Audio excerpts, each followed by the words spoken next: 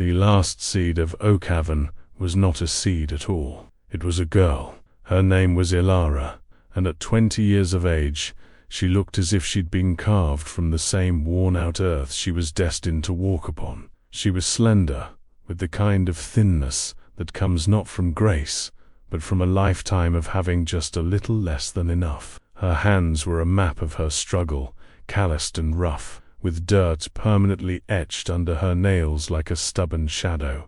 But it was her eyes that told the real story. In them, beneath the weariness of a life lived on the margin, was a defiant glimmer of hope, a tiny stubborn flame refusing to be extinguished by the harsh winds of her reality. That reality was the dusty, sun-beaten market square of Oakhaven, a village bound by traditions as rigid as iron and a network of whispered gossip that could strangle a person's spirit faster than any rope. On this particular day, the air, thick with the smell of baked bread, livestock and dry dust, crackled with a cruel energy. It was the sound of laughter, sharp and pointed, and it was all aimed at Ilara. The source of their amusement was her dream, a thing she had spoken aloud in moments of desperation, a fantasy that had become the village's favorite joke. She dreamt of one day marrying Lorden, the region's wealthiest and most powerful landowner. To the gossiping women and smirking men of Oakhaven, this was the height of absurdity. A dirt-poor peasant girl, an orphan with nothing to her name, aspiring to the world of a man who owned the very ground they stood on. They saw it as foolish ambition, a laughable delusion. They did not see it for what it truly was, a desperate, clawing attempt to escape the suffocating grip of poverty, the same poverty that had stolen her parents and left her utterly alone. The jeers were a constant, humming torment, but they reached a piercing crescendo when a figure emerged from the heat haze at the edge of the square.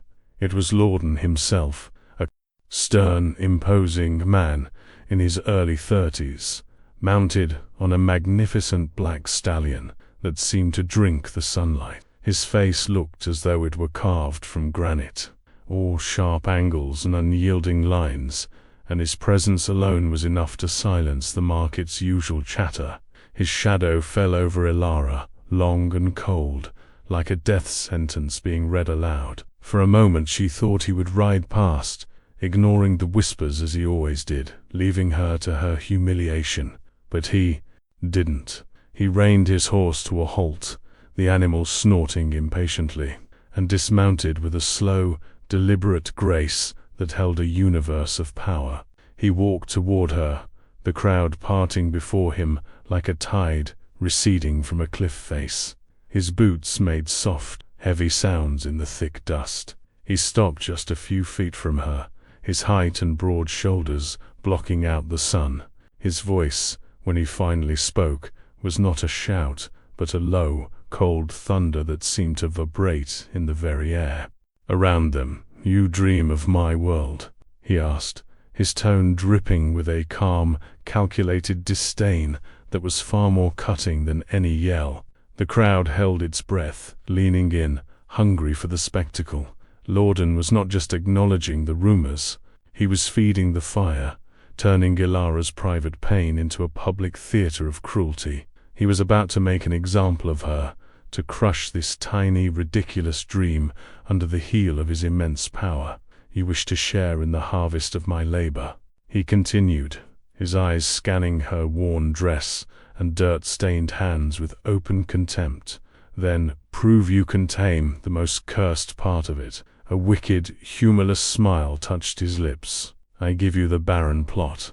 A collective gasp rippled through the crowd. The barren plot was not just land. It was a local legend, a folk tale of failure. It was a patch of stone and dust on the edge of his property, where, it was said, nothing had grown for a century. It was a place where the earth itself had died.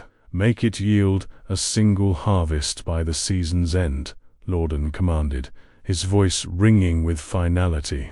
"If you succeed, you will have my respect." He paused, letting the impossible weight of the word "if" settle upon her. If you fail, you will leave Oakhaven in shame, and you will never return." The world seemed to stop. The air was stolen from Ilara's lungs. This wasn't a challenge.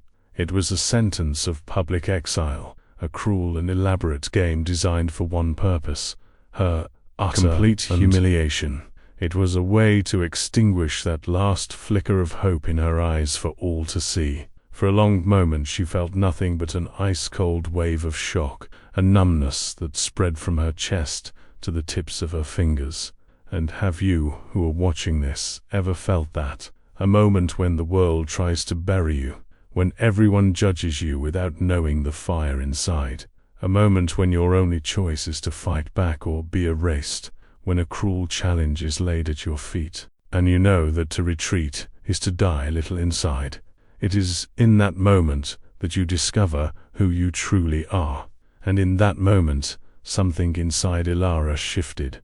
The shock receded, and in its place, a fire began to burn. It was a desperate, wild resolve, the kind that only grows in the soil of absolute hopelessness. She lifted her chin, her gaze meeting Lorden's without flinching. Her voice was quiet, barely a whisper, but it cut through the thick, expectant silence of the market square. "I accept," she said. The two words were small, but they carried the weight of her entire future. The crowd murmured, a mix of disbelief and morbid excitement. They had come for a simple mocking, and now they were witnesses to a formal, impossible wager. Lorden's stony expression didn't change, but a flicker of something surprise passed through his cold eyes. He gave a curt nod, turned without another word, and swung himself back onto his stallion, riding away as if the matter was already concluded. The walk to the barren plot was the longest journey of Ilara's life. The villagers' eyes followed her, their whispers now a chorus of pity and scorn. She was no longer just the poor orphan with a foolish dream. She was the girl who had accepted a death sentence. The plot itself was worse than the stories. It was a scar on the otherwise lush landscape of Oakhaven, a patch of earth so cracked and pale it looked like sun-bleached bone. The ground was not soil but a compacted mixture of clay, rock, and saline dust. A few gnarled skeletal weeds clung to life here and there, a testament not to resilience, but to the land's profound sickness. It was a graveyard of hope, a place where generations of seeds had come to die. As Ilara stepped onto the plot, the ground felt unnaturally hard beneath her thin shoes, as if she were walking on a tombstone. There was no scent of life, no smell of rich soil or growing things. There was only the dry, sterile scent of dust, a smell she knew all too well. It was the smell of poverty, of emptiness, of failure. She knelt down, her knees protesting against the sharp pebbles, and pressed her palm flat against the ground. It was warm from the relentless sun, but it was a dead warmth, like a body that had just lost its spirit. There was no give, no softness, no promise of life hidden beneath the surface. It was a solid, unyielding refusal. This was the symbol of her task. The very earth itself was her enemy, a wave of despair so powerful. It was nauseating, washed over her. The sheer impossibility of Lorden's challenge crashed down upon her. How could she, with no tools, no water to spare, no seeds worthy of such a fight, bring life from this place? The sun beat down on her back, a physical weight pushing her toward the dead earth. The distant laughter from the village seemed to echo in the desolate silence of the plot. She was utterly, terrifyingly alone, cast out and set against an unbeatable foe. For a moment she allowed her head to hang. The defiant fire from the marketplace reduced to a fragile ember, threatening to be snuffed out by the first gust of wind. But then, as she stared at the cracked, lifeless ground, a memory surfaced. It was faint, like a ghost's whisper, but it was there. The image of her father's hands. They were hands much like her own, calloused and stained, but they had been different. They had held a kind of magic. She remembered him crumbling soil between his fingers, smelling it, listening to it as if the earth spoke a language only he understood. He had taught her that no land is truly dead, only sleeping. Everything wants to live, Ilara. His voice echoed in her mind.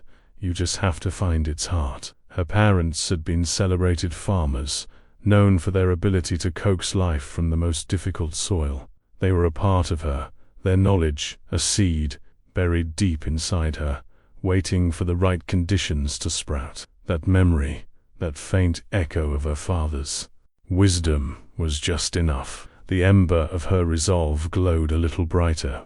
This wasn't just about her survival anymore. It wasn't about Lorden or his cruel respect.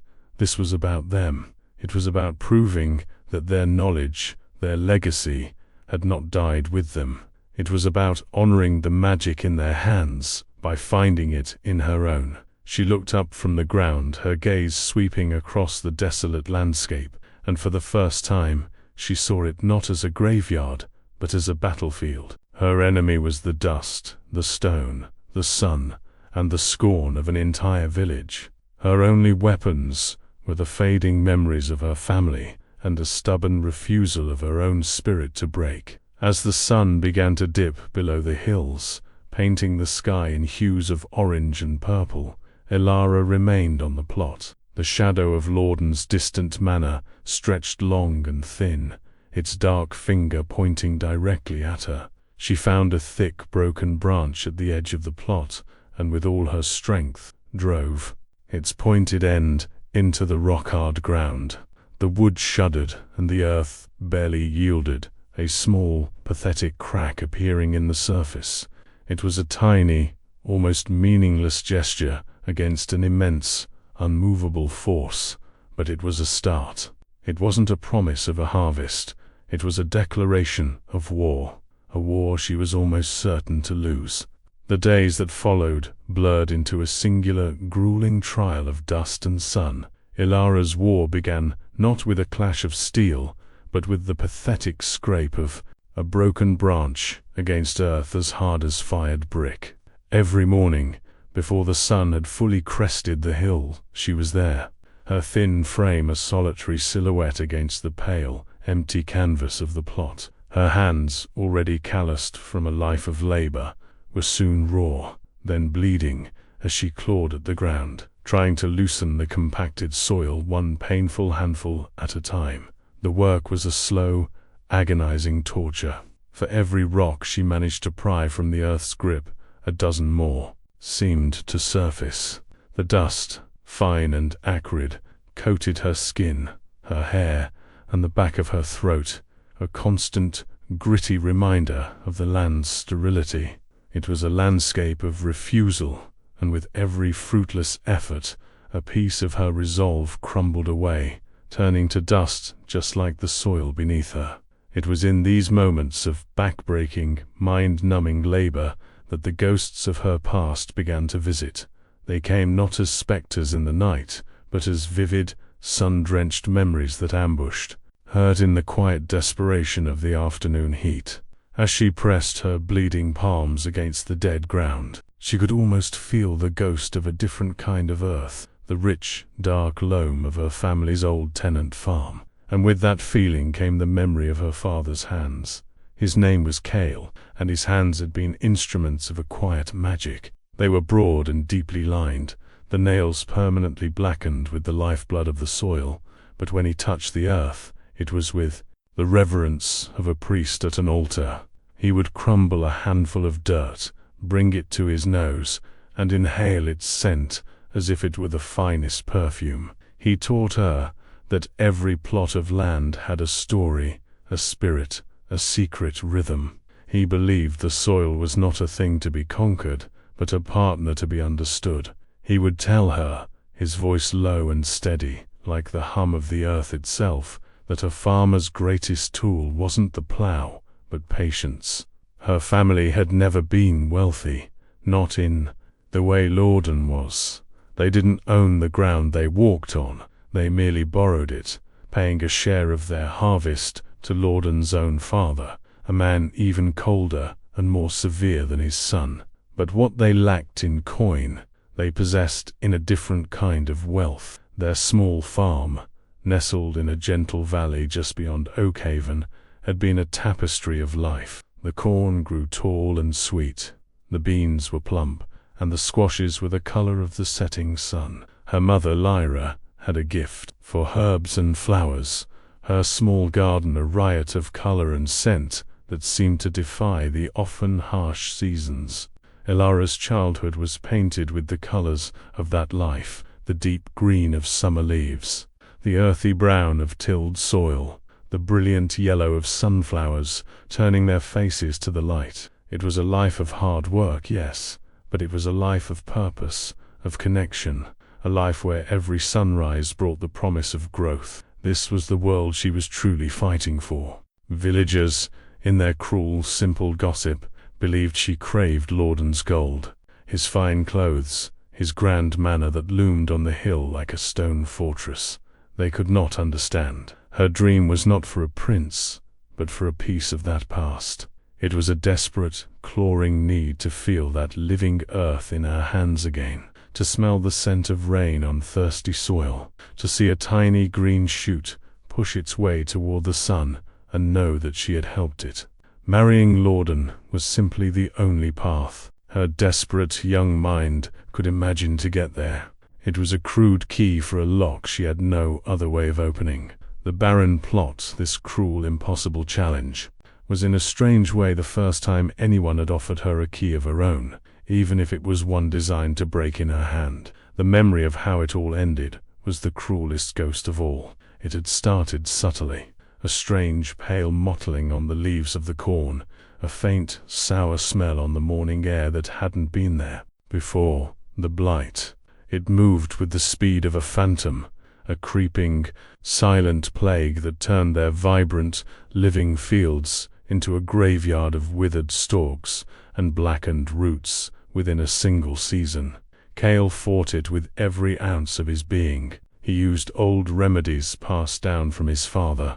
He tried new ones whispered about in the market. He stayed up through the nights, walking the rows as if his sheer presence could will the sickness away. But the blight was relentless, a force of nature that cared nothing for the love and labor a man had poured into the soil. They lost everything. The harvest failed completely, and with it, their ability to pay the rent. The debt they owed to Lordan's father was a chain that tightened around them. But it was the death of his crops that truly broke Cale. He had seen himself as a steward of the land, and in his eyes, he had failed his most sacred duty. The light in his eyes dimmed. He would sit for hours, staring at the dead fields, his magical hands lying limp in his lap. He stopped eating. He stopped speaking.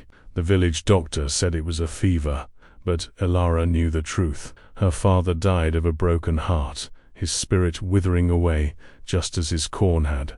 Lyra, her mother, held on for another winter, her grief a quiet, heavy blanket that smothered the last of her own fire. Without Cale, the farm was just a patch of dirt, and without the farm, she was a ghost haunting the memory of a life that was gone. She faded, succumbing to an illness that took root in her sorrow, and by the spring, Ilara was alone. The day the landlord's men came to evict her was cold and grey, the sky a merciless sheet of stone. She was just a girl, barely a woman, standing beside a small bundle of her parents' belongings as they changed the locks on the door of the only home she had ever known. The villagers watched from a distance, their faces a mixture of pity and a cold, superstitious fear. In Oakhaven, a failure like her family's was seen as more than just bad luck. It was a stain, a weakness of character, a kind of curse that others were afraid to touch, for fear it might be contagious. No one offered her a room. No one offered her a kind word. They simply watched as she, the last seed of a failed crop, was cast out onto the dusty road, left to fend for herself in a world that had already taken everything from her. Her life since then had been a patchwork of survival. She did odd jobs, mending clothes for the baker's wife, scrubbing floors at the tavern, sleeping in barns and sheds when the owners were kind, and in the woods when they were not. She lived on the scraps and fringes of the village, a constant, uncomfortable reminder of failure that everyone preferred to ignore. The whispers followed her everywhere. They said she was lazy, like her father who let the blight win. They said she was foolish, a daydreamer with her head in the clouds. They said she was cursed, destined to turn everything she touched to dust. This constant, low hum of judgment was the soundtrack to her loneliness, a wall of scorn that kept anyone from getting too close. The gossip was not just casual cruelty, it was a way for the village to reinforce its own rigid order. In Oakhaven, you were what your family was, and her family was a memory of ruin. This was why Lordan's challenge, as sadistic as it was, had struck such a strange chord within her. For years, she had been defined by what her family had lost. The villagers saw her as the final withered leaf on a dead branch. But Lordan, in his arrogance, had given her a chance to be defined by something else, her own fight. He had drawn a line in the dust and dared her to cross it. He meant for it to be her final humiliation, a public spectacle of her inevitable failure. But he had unknowingly given her the one thing she hadn't had in years, a purpose. He had given her a battlefield, a place to face the ghosts of her past and the scorn of her present all at once.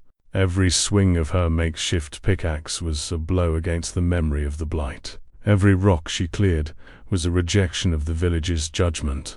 Every drop of her own blood that fell upon that sterile ground was a defiant offering, a refusal to accept that her family's story ended in failure. The barren plot was more than just land. It was a mirror. It was as empty and abandoned as she felt. The deep cracks in its surface were like the fractures in her own heart. The salt that made the ground so sterile was the dried residue of all the tears she had shed in secret in the cold and lonely nights. The relentless sun that baked it day after day was the same unblinking, judgmental glare of the villagers who watched her from the road, their arms crossed, their heads shaking with a kind of morbid satisfaction. They wanted to see her break. They were waiting for the moment she would finally collapse in the dust, defeated, and prove them all right. To them she was just a foolish girl playing in the dirt, chasing a fantasy. They couldn't see the war she was fighting, not just with the soil, but with the entire weight of her history. Have you ever felt that? Have you ever felt like you were in a fight that no one else could see? A struggle against your own past, against the labels people have put on you.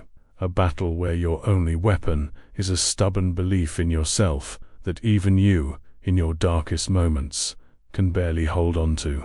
It is a lonely place to be, a solitary war, fought in the silent chambers of the heart. For Elara, that war had now become terrifyingly public. Her internal struggle made real in the form of a patch of dead earth under a cruel and watchful sky. She was fighting for her future, but more than that, she was fighting for her parents' past, to prove that their knowledge, their love for the land, was not a curse, but a legacy waiting to be reclaimed. The days bled into a week, then two. Her meager savings were gone, spent on a few handfuls of the cheapest grain seed from a neighboring town, seeds that looked as weary and hopeless as she felt. She had no tools, but the broken branches and sharp stones she could find. Her water was rationed from the public well, and she often gave her share to the thirsty ground, her own throat parched and raw. The physical toll was immense. Her body ached with a deep, persistent pain, and hunger was a constant, gnawing companion. Some nights, she would simply lie on the hard, unforgiving ground of the plot, too exhausted to even walk to the abandoned shed she called home. She would stare up at the cold, distant stars and wonder if her parents could see her. Were they proud of her fight, or did they weep for her folly? The villagers' scorn began to curdle into a more active form of torment. Children, emboldened by their parents' whispers, would sometimes creep to the edge of the plot and throw stones, not at her, but into the small section of ground she had painstakingly cleared. There, laughter like the chipping of flint. Mara, the baker's daughter, a girl whose own ambitions toward Lorden were well known, would often walk by with her friends, speaking in voices just loud enough for Ilara to hear.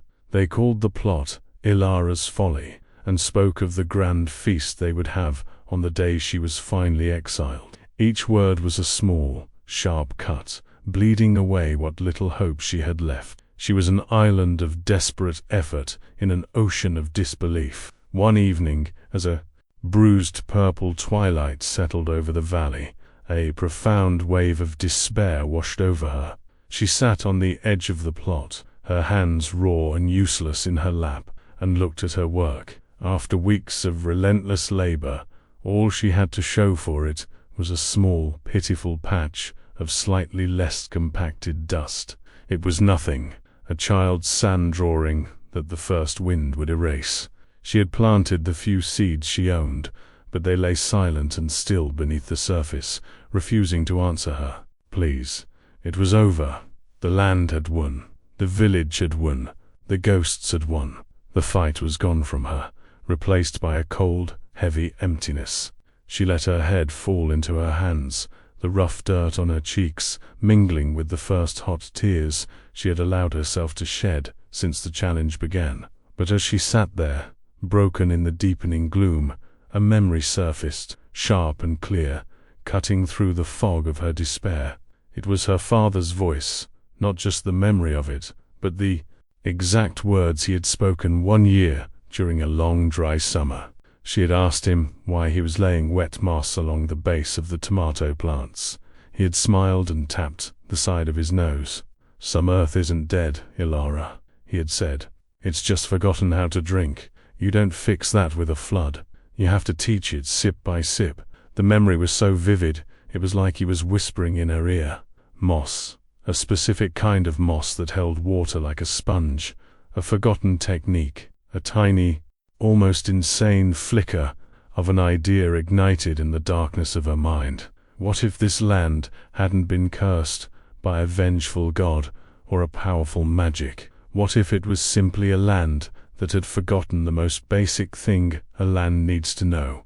What if, all this time, she had been fighting the wrong enemy? The memory of her father's words was not a gentle comfort. It was a desperate, jagged piece of wreckage to cling to in a storm. Moss, a plant that thrived in darkness and damp, a creature of shadow. The idea was so counterintuitive, so alien to the sun-scorched reality of the barren plot, that it felt like a form of madness. Yet it was the only thing she had left. This new strategy transformed her grueling labor into a frantic, two-front war. By day, she continued her assault on the compacted earth, her body a pendulum of futile motion under the relentless eye of the sun. But as dusk fell, painting the sky in shades of bruised violet, her work would change. She would slip from the plot, her movements furtive and silent, and make her way to the cool, shaded cliffs that bordered the valley. There, in the deep crevices, where the sun never reached, she found it. The moss was a deep, velvety green, cool to the touch, and it clung to the rock with a stubborn, quiet strength she recognized in herself. She would gather it carefully, peeling it from the stone in soft, damp sheets, her bleeding fingers leaving faint crimson smears on its vibrant surface.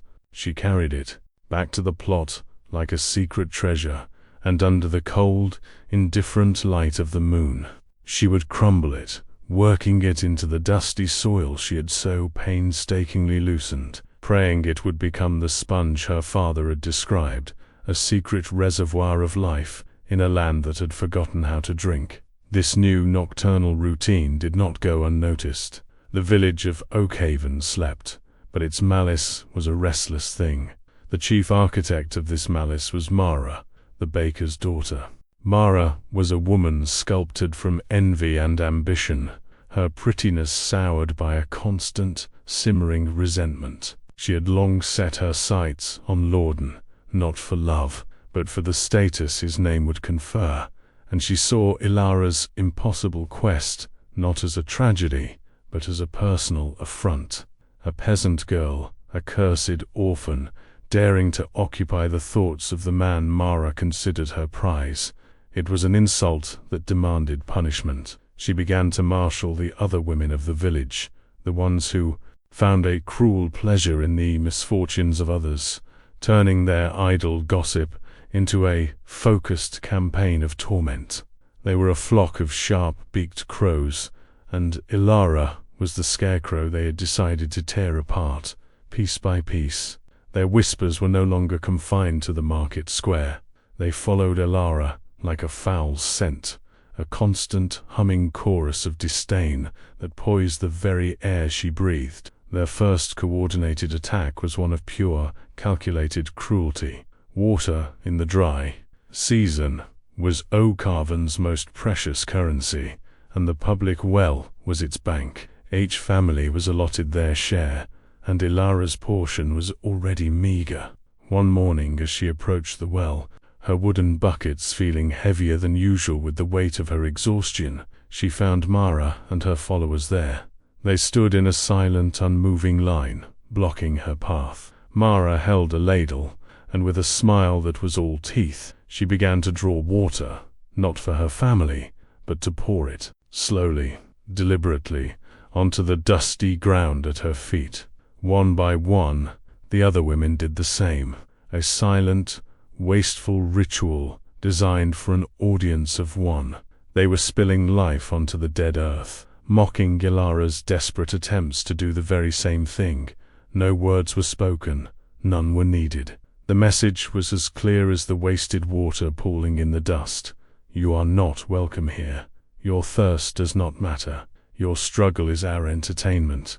Ilara stood frozen, the injustice physical blow that stole her breath. She turned and walked away, her buckets empty, the sound of their stifled laughter a hot poker against her back. That day, the moss and the silent seeds went thirsty, and so did she. From his manor on the hill, a fortress of cold stone and dark windows, Lordan watched. He would stand at a high window, a solitary, imposing figure, his face an unreadable mask of granite. He watched her toil in the sun.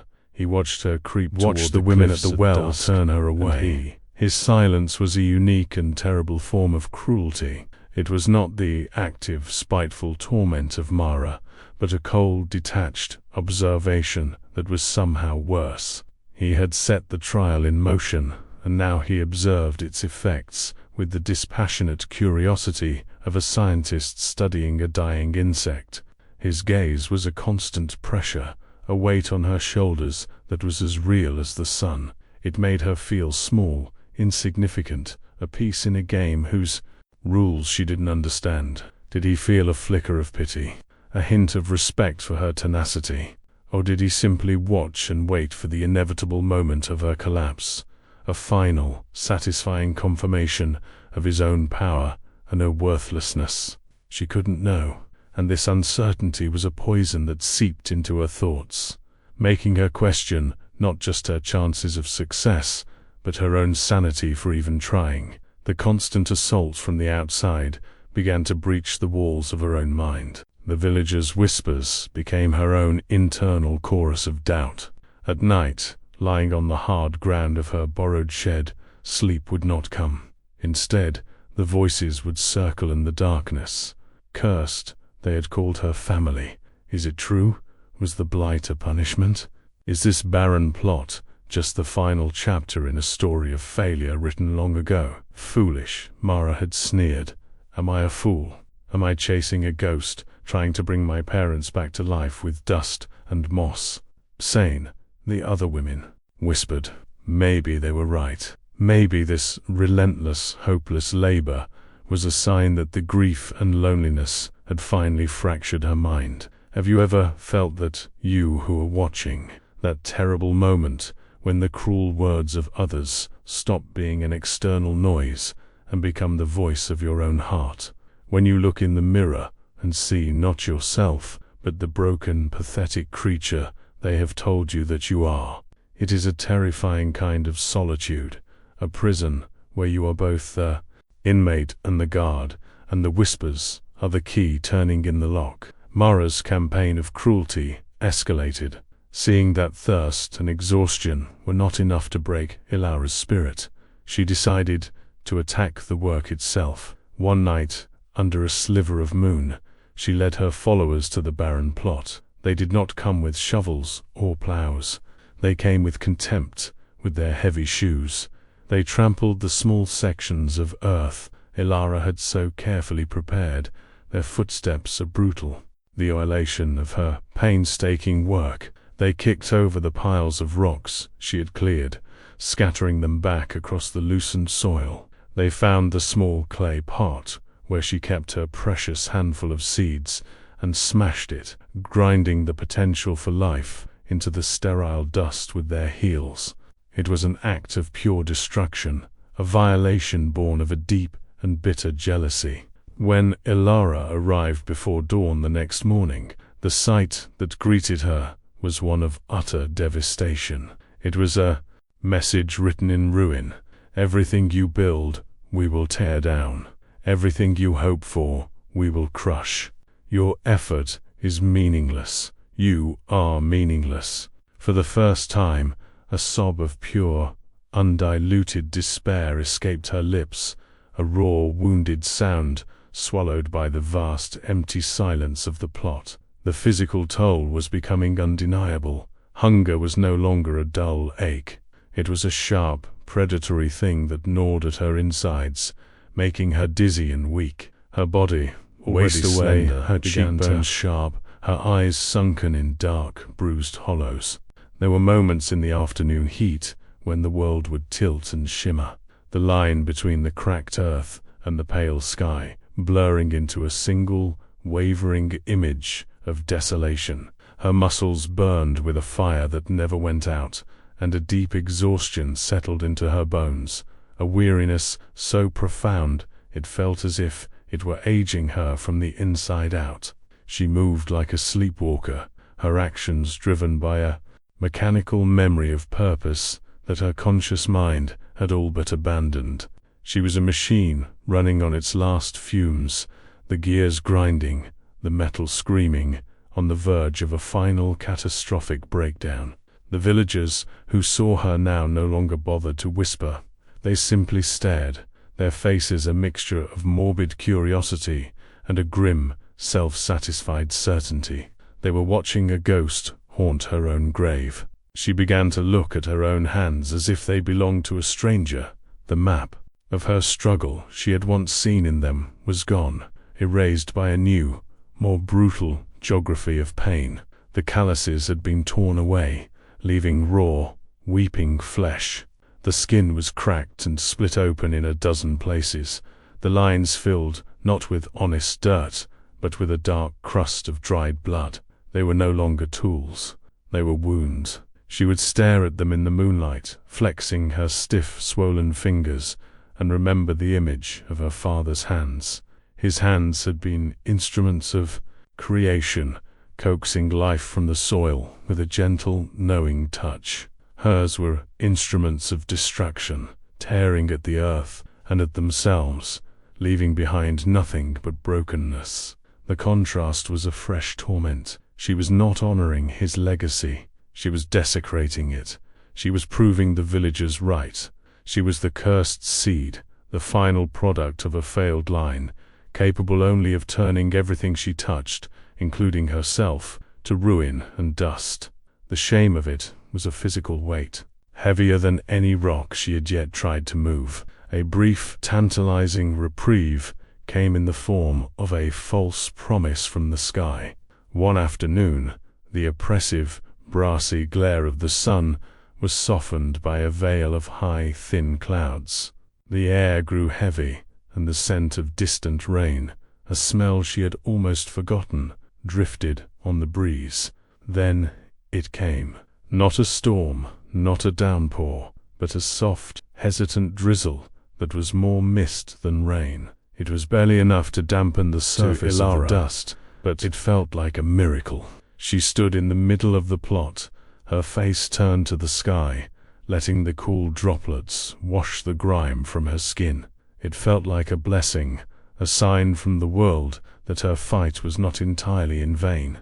The earth drank the meager offering greedily, and for a few hours, a flicker of genuine hope ignited in her chest. But the hope was a cruel mirage. The next morning, the sun returned with a vengeance, its heat more ferocious than ever. It baked the damp soil into a crust even harder than before, sealing the ground like a tomb. The brief moment of relief had only served to make the land more impregnable, the despair more acute. The world was not blessing her, it was laughing at her. The final public humiliation was delivered by Mara, not at the plot, but in the heart of the village. Elara had been forced to walk to a stream far beyond Oakhaven to fetch water, a journey that now took her half a day. On her return, her shoulders screaming in protests from the weight of the buckets, she found her path blocked again. This time, Mara was not silent. Her voice, loud and sharp, for all to hear, cut through the afternoon quiet. "Look at it!" she called out to the onlookers, gathering at their doorways, still playing in the dirt like a mad child. "Has the sun baked your brain, orphan? Do you really think he sees you?" Lorden looks down from his manor, and he doesn't see a woman. He sees a filthy rat scratching at his doorstep. Mara took a step closer, her face twisted in a sneer of triumph. "Give up. Go crawl back to whatever hole you came from. You were nothing. Your parents were nothing, and their cursed blood runs in you. You will never grow anything but weeds and shame." Each word was a perfectly aimed stone, striking not her body, but the fragile, hidden places in her soul. The villagers didn't laugh this time. They just watched, their silence a form of agreement. In their eyes, Mara was not being cruel. She was simply speaking the truth. That night, something inside Elara finally broke. She returned to the plot, the echo of Mara's words ringing in her ears. "Nothing. You are nothing." She knelt on the ground, the small patch of devastation from Mara's previous visit still a fresh wound on the land. She had worked for weeks, pouring her blood, her sweat, and the last embers of her hope into this dead soil. And for what? The moss felt dry and brittle. The ground was as hard as ever. The seed she had planted lay, silent, buried, and forgotten. Her body was a screaming symphony of pain. Her spirit was a hollowed-out ruin. She looked toward the dark silhouette of Lorden's manor, a symbol of the impossible distance between her world and his. She thought of her parents, of their love and their wisdom, and it no longer felt like a source of strength, but like a terrible burden, a standard she could never hope to reach. The fight was over. There was nothing left to fight with. The injustice was too vast, the cruelty too relentless, the land too unforgiving. With a final shuddering sigh, she surrendered. The tension that had held her upright for so long dissolved, and she slumped forward, her body folding in on itself. Her cheek came to rest on the cold, sterile ground. It did not yield, it did not comfort. It was as indifferent to her surrender as it had been to her struggle. The dust, her constant companion, filled her nostrils with its dry, lifeless scent. The world began to shrink, the edges of her vision darkening, the sounds of the night insects fading into a low, distant hum. She closed her eyes, not in sleep, but in a final, profound admission of defeat. The last seed of Oakhaven had fallen on barren ground, and there was no more strength to even try to sprout. She lay there, a broken thing on a broken piece of earth, waiting for the darkness to take her completely. The war lost, the silence absolute. The darkness that claimed Elara on the barren plot was not a gentle fading into sleep. It was a cold, heavy blanket of surrender, a final acceptance of the void she'd been fighting for so long. She lay with her cheek pressed against the sterile ground, the sharp edges of pebbles indenting her skin, the fine dust filling her nostrils with the scent of a tomb. This was the end. The whispers of the village had become the truth. The ghost of her father's failure had finally caught her. The silence was absolute, a vast, empty chamber where the last echo of her hope had just died. Her body was a map of pain, her spirit a hollowed-out ruin. She did not move. She barely breathed. She was waiting for the world to erase her, to let her turn to dust and become one with the cursed earth she lay upon. But in that profound stillness, in that abyss of defeat, something stirred. It was not a sound, not a thought, but a sensation. The ground beneath her cheek, so cold and unyielding, held a memory. It was the ghost of a different feeling, the memory of another kind of earth. She remembered, as a small child, lying in the fields of her family's farm, her face pressed into the rich, dark soil after a summer rain. She remembered its coolness, but it had been a living cool, teeming with the promise of life. She remembered its scent, not of dry dust, but of growth, of roots and water and time. And with that sensory ghost came another, a whisper from the deepest part of her memory. Her father's voice, low and patient, explaining something she had long forgotten. He was kneeling, a piece of dark, crumbling matter in his hands.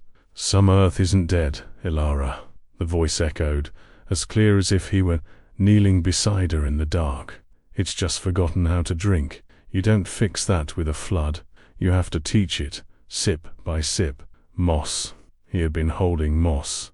The memory was not a comforting warmth. It was a spark, a tiny, painful flicker in the absolute darkness, and it hurt her eyes. It was an idea so fragile, so contrary to her weeks of brutal, physical assaults on the land, that it felt like madness. To heal, not to break. To teach, not to conquer. For a long, silent moment she remained motionless, caught between the crushing weight of her despair and the impossible lightness of this forgotten idea.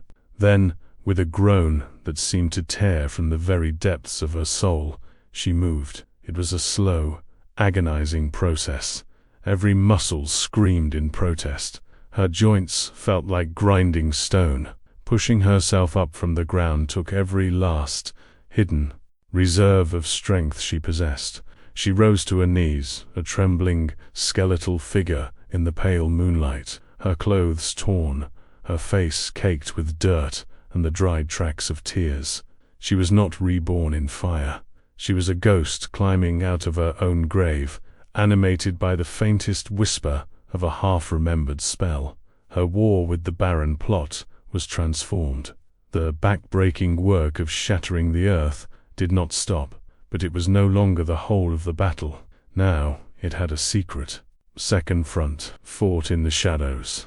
As dusk bled across the sky each evening, she would slip away from the plot, a furtive shadow moving against the twilight. Her destination was the shaded northern cliffs, a place of perpetual cool and damp, where the sun was a distant, unwelcome stranger. There, clinging to the ancient stone in deep, velvety carpets, was the moss. It was a vibrant, impossible green, a color of deep life that seemed alien in her world of brown and gray. Gathering it, painful art. Her raw, bleeding fingers were clumsy, but she worked with a newfound reverence, peeling the soft, damp sheets from the rock as if they were sacred scriptures. She would carry her precious cargo back to the plot under the cover of darkness, her secret treasure bundled in her torn apron. And there, by the cold light of the moon, she performed a quiet ritual, crumbling the living moss into the dead dust, working it gently into the soil she had loosened, praying it would become the teacher her father had spoken of. For a week, this was her hidden life. The villagers still saw her toiling by day, a pitiful, mad creature growing thinner and more ragged, and their scorn was unabated. They did not see the secret work of the night, but someone else did. One evening, as she knelt in the moonlight, her hands deep in the moss-infused soil, a shadow fell over her. Her heart leaped into her throat, a cold spike of terror. It was not Lorden. It was an old man, stooped and frail, his face a roadmap of wrinkles, his eyes holding a quiet, ancient sorrow.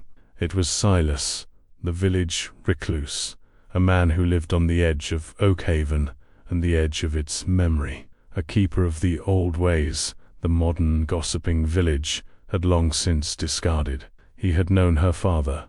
He stood for a long moment, simply watching her, his gaze fixed on her hands and the dark green flecks in the soil. He did not speak of madness. He did not speak of curses. When he finally spoke, his voice was a dry rustle, like autumn leaves. "Cales's work," he whispered, and it was not a question. Elara could only nod, her throat too tight with shock and fear to form words. Silas looked from her to the small, prepared patch of earth, then back to her face, his old eyes seeming to see straight through the dirt and exhaustion to the stubborn, flickering ember of her spirit. He saw his old friend's daughter. He saw the last seed of a forgotten wisdom. Without another word, he reached into the pocket of his worn coat and pulled out a small, tightly wrapped cloth parcel. He pressed it into her hand. It was surprisingly heavy for its size, and she could feel the small, hard shapes of seeds within. "The world changes," Silas rasped, his voice barely audible, "but the earth remembers. Your father's spirit is in these. They are seeds of the old time. They remember how to fight." Before she could thank him, before she could even fully comprehend the magnitude of his gift, he had turned and melted back into the shadows, leaving her alone with a treasure more valuable than all of Lorden's gold. She was no longer alone. That single simple truth was a greater balm to her soul than any food or rest. The act of planting Silas's seeds was the most sacred thing she had ever done. It was not the desperate, hopeless casting of cheap grain into sterile dust. This was a ceremony. She used her fingers to create small, perfect hollows in the moss-laced soil. Into each one she placed a single dark seed, whispering a silent prayer to her parents, to Silas, to the land itself. She covered them gently, her touch no longer a violation, but a caress. She was not demanding life from the earth. She was inviting it. She was entrusting this small, secret legacy to the ground, a fragile alliance between her father's memory, a stranger's kindness, and her own desperate, battered hope. This small patch of earth was no longer a battlefield. It had become an altar, but hope, once planted, is a fragile and terrifying thing to guard. The days that followed were the longest of her life. The sun still beat down.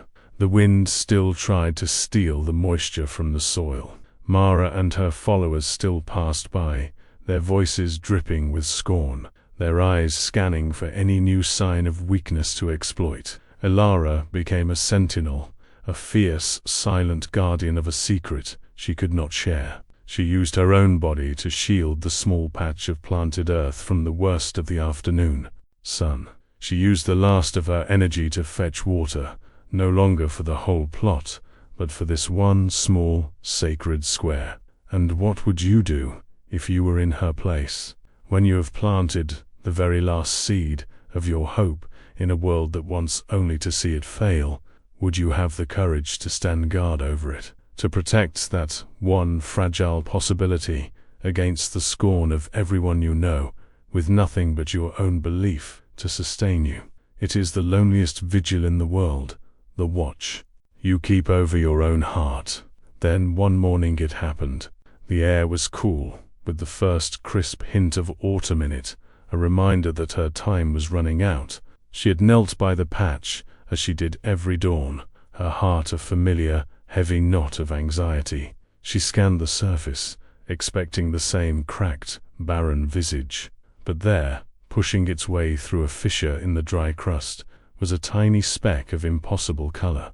It was green, a single, infinitesimally small, brilliantly green shoot, curled like a newborn's fist, reaching for the morning light. For a moment, she thought her mind had finally broken, that the hunger and the sun had conspired to create a hallucination. She reached out a trembling finger, her nails still caked with dirt and dried blood, and gently, so gently, touched the soil beside it. It was real life. It was a miracle whispered from the heart of the dead earth. A wave of emotion so powerful, it buckled her knees, washed over her. Tears streamed down her face, washing clean paths through the grime. But these were not tears of sorrow or despair. They were tears of a profound, shattering relief. It was possible. Her father had been right. The earth did remember. The single green shoot was a victory, a validation, a revolution in the dust. In the days that followed, it was joined by another, and then another, until a small, defiant patch of vibrant green stood in the center of the barren plot, a living jewel in a setting of desolation. It was not a lush field, not a bountiful harvest, but it was life. It was a promise fulfilled. But the season was turning, the deadline of the harvest festival looming like a hedgeman's axe. The first cold winds of autumn began to blow across the valley, a chilling reminder that this small miracle was fragile, vulnerable. Lorden still watched from his stone fortress on the hill, his silence growing heavier, more ominous, with each passing day. Elara had coaxed a whisper of life from a tomb, but a whisper was not a shout. She had won a battle, but the war for her future was about to reach its violent, public, and terrifying conclusion. The night that was about to fall would be the most decisive of her life, for it was a night of both desperate hope and terrifying vulnerability, the final, silent vigil before the judgment of an entire world. The morning of the harvest festival dawned cold and sharp, with a sky the color of a pale, washed-out stone. In the village of Oakhaven, with the distant sounds of celebration, the murmur of gathering crowds, the scent of roasting meats and spiced cider, a festive hum that felt, to Elara, like the sharpening of a blade. She stood on the edge of the barren plot, a solitary figure in the crisp autumn light.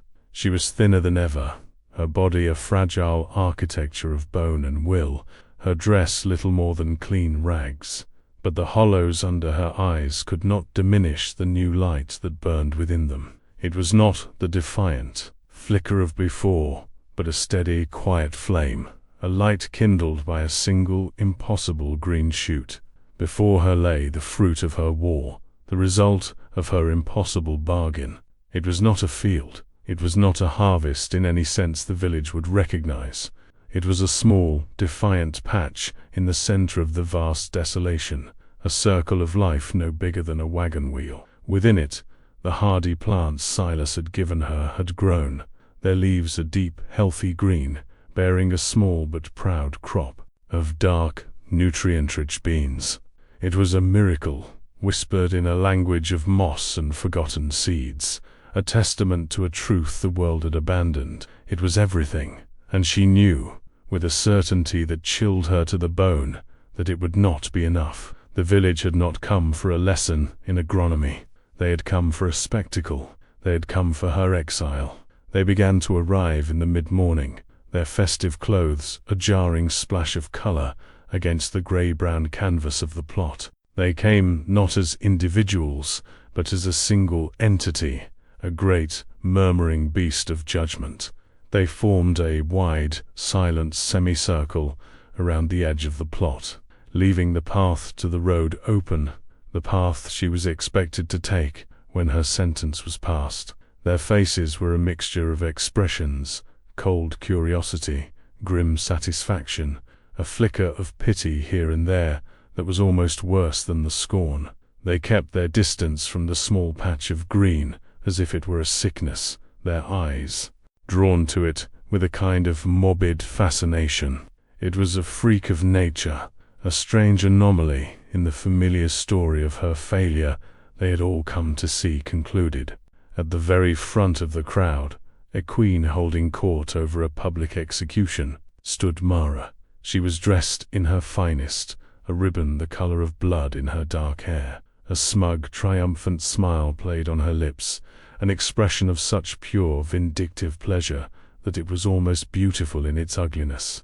She stood with her arms crossed, her head held high, occasionally whispering to the women beside her, her words eliciting cruel little smiles and sharp, stifled laughs. She was savoring this moment, the final public crushing of the pathetic little orphan who had dared to dream of her prize. Today, the natural order of Oakhaven would be restored, and she would be its chief enforcer. Then a hush fell over the crowd, a sudden collective intake of breath. The murmuring ceased. All heads turned toward the road. He was coming. Lorden rode his black stallion, not with the arrogant speed of before, but with a slow, deliberate solemnity, as if he were leading a funeral procession. And in a way, he was. He reined the horse to a halt at the edge of the crowd, the animal's powerful form a silhouette of dark, unassailable authority. He dismounted, his boots making no sound on the soft dust of the road. The crowd parted for him, a silent, fearful sea receding from the shore. He walked through them, an unreadable mask of granite, his eyes fixed, not on the crowd, not on Mara, but solely on Ilara. She stood her ground, her heart a frantic drum against her ribs. She had washed her face and hands in the stream that morning, and had braided her hair as best she could. It was a small, pathetic act of defiance, a refusal to meet her end as the filthy, mad creature they believed her to be. She met his gaze without flinching. There was no fear left in her, only a vast, hollow emptiness where the fear used to be. She had done the work. She had honored her parents. She had brought life from death. If the world was too blind to see the miracle, then that was a failing of the world, not of her. She lifted her chin, a silent declaration that even in exile, her spirit would not be broken. Lorden stopped, not in front of her, but at the edge of the small, green circle. He stood there for a long moment, his shadow falling across the living plants. The entire village held its breath. The silence was so profound, it felt like a physical pressure, a weight on the air. He looked down at the small, defiant crop, his stern face betraying nothing. He saw the dark, rich color of the leaves, the healthy swell of the bean pods, but he saw more than that. His gaze was sharp, analytical. He saw the texture of the soil around the plants, darker and more friable than the surrounding dust. He saw the faint, almost invisible flecks of deep green moss worked into the earth. His eyes narrowed slightly. This was not a random act of nature. This was knowledge. This was a method. Then he did something that sent a shockwave of disbelief through the assembled crowd. He knelt, slowly, deliberately. Lorden, the master of all he surveyed, the man whose boots had never been sullied by anything but the dust of his own land, lowered himself onto one knee. The fine fabric of his trousers met the cursed earth of the barren plot. He reached out a hand, not with the arrogance of a landowner, but with the careful curiosity of a student. His fingers, long and clean, brushed against a single broad leaf. He felt its texture, its coolness, its undeniable vitality. He was touching the impossible, and in that moment, the conflict that had been Ilara's for so long, the war against the land and the village, transferred. It flowed into him. It became his. His mind, for the first time in years, was a battlefield of ghosts. He heard the voice of his father, a man of iron and contempt, a man who believed the land was a beast to be broken, and that people were tools to be used and discarded. Weakness is a rot, his father's voice echoed in his memory. Crush it before it spreads. Make an example of this girl. Show them the price of foolish ambition. His father would have laughed, declared her pathetic effort of failure, and had her whipped from the village for her audacity. That was the legacy he had inherited, the armor of cruelty he had worn his entire life to command fear, because his father had taught him that fear was the only true form of respect. But as he touched the living leaf, another voice, a fainter one, surfaced. It was the voice of his grandfather, a man he barely remembered, a man his own father had called a soft-hearted fool. He remembered the old man speaking of a time before brutal efficiency, a time of listening to the earth, of understanding its secrets. He spoke of families like Ilara's, the old farming stock who held a knowledge that couldn't be bought or commanded, a wisdom passed down through generations. Llewellyn looked from the plant in his hand to Ilara's face. He saw the dirt under her nails, the exhaustion etched into her features, but he saw something else now. He saw the echo of that forgotten wisdom. He saw a strength his father had never possessed, a resilience that iron could not break. He was confronted with a choice that would define not just her future, but his own soul. He could uphold the cruel, brittle power of his father's work, or he could acknowledge a different, more profound kind of power, the power to cultivate, not to dominate. He rose to his feet, the silence stretching into an eternity. He brushed the dust from his knee, a simple, mundane action that felt charged with an unbearable weight. Mara's smile widened. This was it, the final judgment. She could already taste the victory. Ilara braced herself, her hands clenched into fists at her sides, preparing for the final blow. But Llewellyn did not turn to her. He turned to face the silent, waiting crowd. He swept his gaze over their faces, over their smug certainty and their morbid anticipation. His voice, when he finally spoke, was not the cold thunder of the marketplace. It was clear, resonant, and it carried a strange, new authority, an authority born not of fear, but of conviction.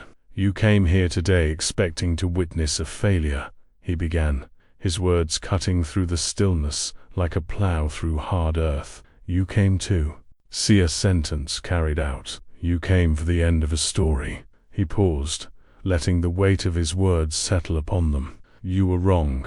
A collective gasp, a ripple of confusion, passed through the crowd. Mara's smile faltered, a flicker of uncertainty in her eyes.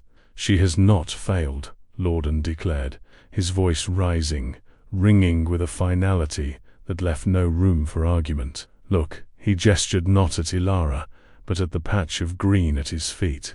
"She was given a graveyard, and she has planted a cradle. She was given dust, and she has returned life. She has done what generations of my own family, with all our wealth and all our power, believed to be impossible." He took a step toward the crowd, his eyes finding Moros.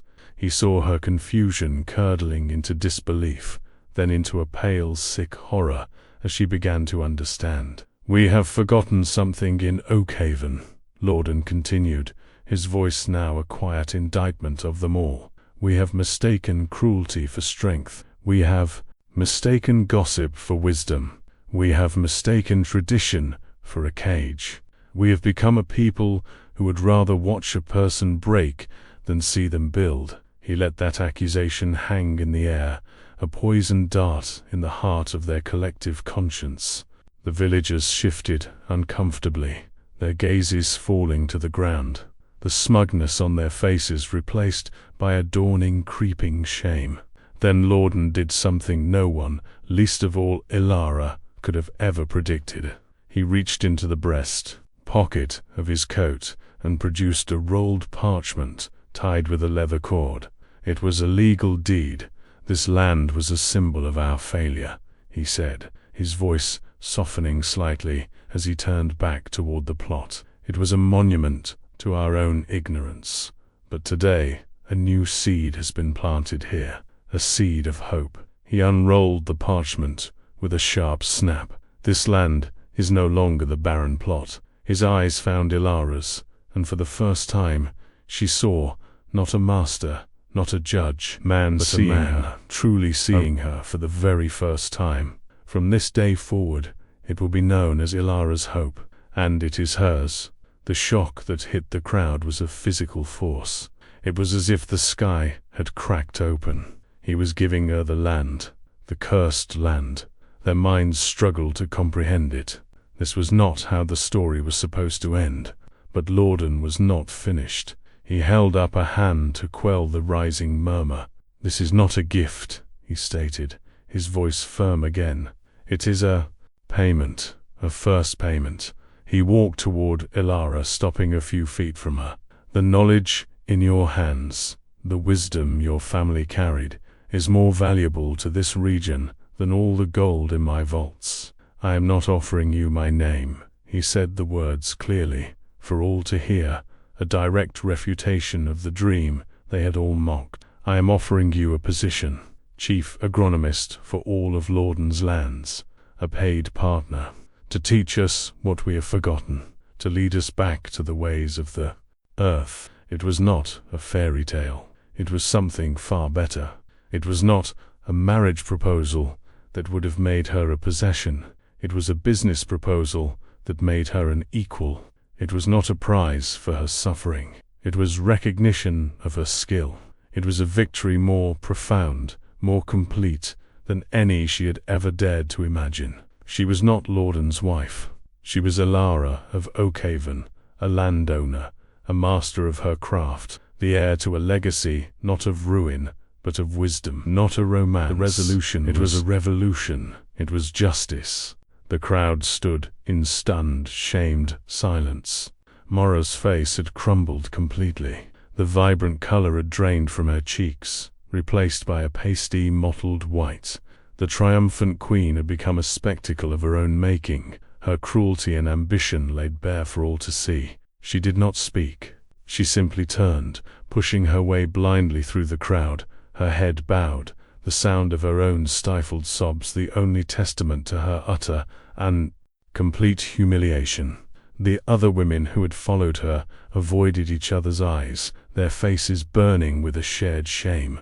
One by one, in twos and threes, the villagers began to disperse, walking away not with the satisfied chatter of a spectacle concluded, but with the quiet, heavy footsteps of people forced to look at their own ugliness in the harsh light of day. Soon, only 3 people remained: Ilara, Lordan, and, standing at the far edge of the plot, the old man Silas. Smile had spread across his wrinkled face, a smile of pure, quiet vindication. He gave Ilara a single, slow nod, a blessing and a farewell, before turning and shuffling back toward the solitude of his home, his part in the story complete.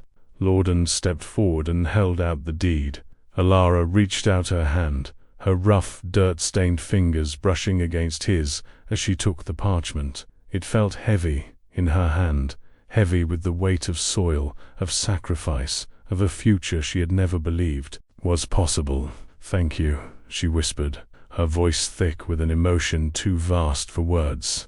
"No," Lordan replied, his voice quiet, his gaze steady. "Thank you. You have reminded me what it means to grow something." He gave her a curt, respectful nod, turned without another word, and walked back to his horse, leaving her alone on her land. She stood there for a long time as the sun began its slow descent, painting the sky in hues of gold and rose. The wind rustled the leaves of her small, miraculous crop, a sound like a gentle whisper of approval. She looked down at the deed in her hand, at the words Ilara's Hope written in bold, clear script. Then she knelt, not in defeat, but in reverence. She set the deed aside and plunged both of her hands deep into the soil. Her soil. It was cool and yielding, alive beneath her touch. She could feel the faint dampness held by the moss, the promise of life that now resided here. She crumbled the earth between her fingers, bringing it to her nose, and inhaled. It did not smell of dust and death. It smelled of her father's hands. It smelled of her mother's garden. It smelled of home. The last seed of Oakhaven had not just survived, she had taken root.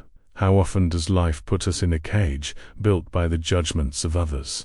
How many times are we told what we can and cannot be, what we are and are not worth, based on where we come from or what we have lost? We're all, at some point, given our own barren plot, a challenge that feels impossible, a situation where the world seems to have already written the end of our story. But the earth remembers. The human spirit remembers. It remembers that true strength is not found in the power to crush, but in the resilience to cultivate. It is the quiet, stubborn, often lonely work of planting a single seed of hope in a world of dust and waiting with all of your heart for the rain. And there always comes a day, a moment, when the sky finally breaks, when the judgment of the world is silenced by the undeniable, brilliant green of a single living shoot. If this story spoke to the part of you that has ever faced a barren plot of your own, if you have ever had to fight a battle no one else could see, write in the comments below. I too have lived a turning point.